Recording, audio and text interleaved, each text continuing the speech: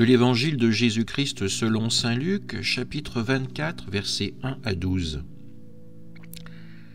Le premier jour de la semaine, à la pointe de l'aurore, les femmes se rendirent au tombeau, portant les aromates qu'elles avaient préparés. Elles trouvèrent la pierre roulée sur le côté du tombeau. Elles entrèrent, mais ne trouvèrent pas le corps du Seigneur Jésus. Alors qu'elles étaient désemparées, voici que deux hommes se tinrent devant elles en habits éblouissants. Saisies de crainte, elles gardaient leur visage incliné vers le sol. Ils leur dirent : « Pourquoi cherchez-vous le vivant parmi les morts ? Il n'est pas ici, il est ressuscité. Rappelez-vous ce qu'il vous a dit quand il était encore en Galilée. Il faut que le Fils de l'homme soit livré aux mains des pécheurs, qu'il soit crucifié, et que le troisième jour il ressuscite. » Alors elles se rappelèrent les paroles qu'il avait dites.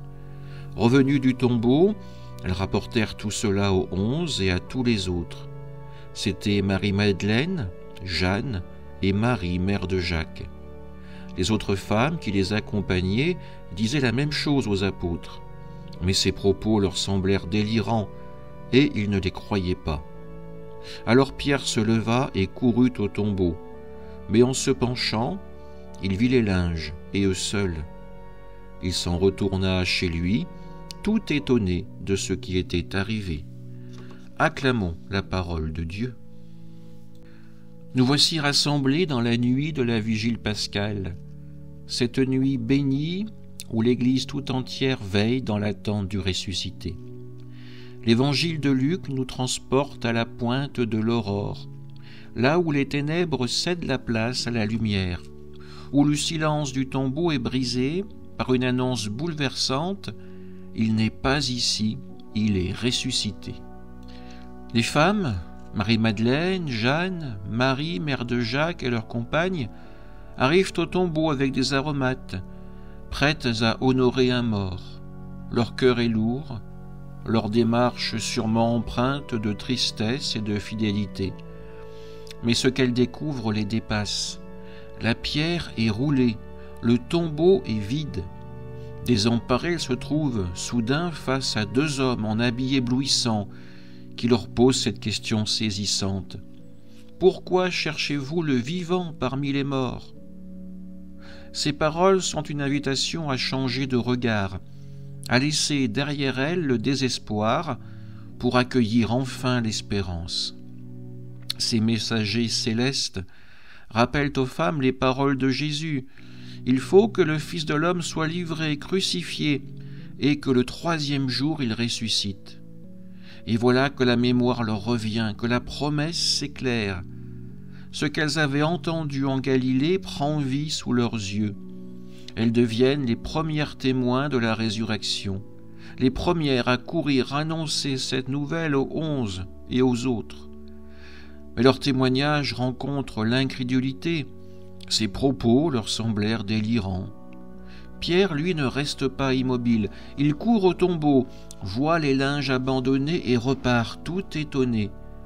La résurrection commence à germer dans son cœur, même s'il ne comprend pas encore tout. Permettez-moi de vous raconter une petite histoire qui éclaire ce mystère. Il était une fois dans un village plongé dans une nuit sans fin, un petit garçon nommé Élie. Une tempête avait éteint toutes les lumières et les habitants vivaient dans l'obscurité, murmurant que le soleil ne reviendrait jamais.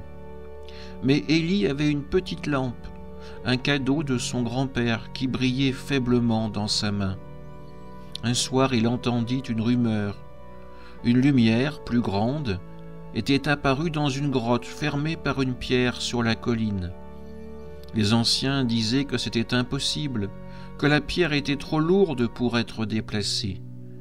Mais Élie, curieux, prit sa lampe et marcha dans la nuit, malgré les voix qui criaient « Reste ici, tu vas te perdre !» Arrivé à la grotte, il vit que la pierre avait été roulée. À l'intérieur, il n'y avait rien, sauf une lueur douce comme un écho de sa lampe. Une voix murmura « Pourquoi as-tu cru là où les autres ont douté ?» Élie répondit, « Ma lampe m'a guidé. Je savais qu'elle ne me laisserait pas dans le noir. » Quand il ressortit, sa lampe brillait plus fort, illuminant le chemin jusqu'au village. Il courut annoncer, « La lumière est revenue. La grotte est vide, mais pleine de vie. » Certains rirent, mais d'autres suivirent Élie et découvrirent que la lumière chassait les ténèbres. Comme Élie avec sa lampe, les femmes de l'Évangile ont porté une lumière fragile. Leur fidélité, leur mémoire des paroles de Jésus, ils ont porté tout cela jusqu'au tombeau. Face au vide, elles ont osé faire confiance, non pas à ce qu'elles voyaient, mais à ce qu'elles avaient entendu de lui. Pierre aussi, dans son étonnement, a commencé à laisser germer cette confiance. Et nous, quelle est notre lampe? Notre foi, parfois tremblante, mais qui nous guide toujours vers le ressuscité. Frères et sœurs, cette scène, comme la petite histoire d'Élie, est une image de notre propre chemin de foi. Nous venons parfois à Dieu avec nos aromates, c'est-à-dire nos bonnes intentions, nos habitudes, nos attentes, pensant le trouver là où nous l'avons laissé.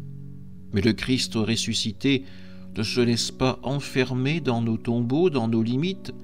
Il est le vivant, celui qui nous précède, celui qui nous appelle à le chercher là où la vie triomphe de la mort.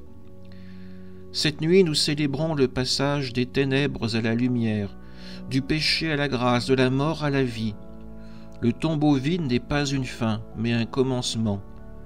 Il nous dit que rien, ni la croix, ni le péché, ni la peur, n'a le dernier mot.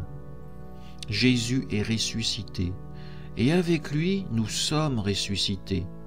Nos baptêmes renouvelés en cette nuit nous plongent dans cette victoire. Comme Pierre, nous sommes peut-être encore étonnés, hésitants, mais la lumière du ressuscité éclaire peu à peu nos cœurs. Alors osons être, comme ces femmes, comme Élie, des messagers de la résurrection. Allons annoncer au monde, même à ceux qui doutent ou qui refusent de croire, que le vivant est parmi nous. Que nos vies deviennent un chant d'Alléluia, un témoignage de cette aurore nouvelle. Car en cette nuit sainte, le Christ nous dit « Je suis ressuscité et je suis avec vous pour toujours. » Amen.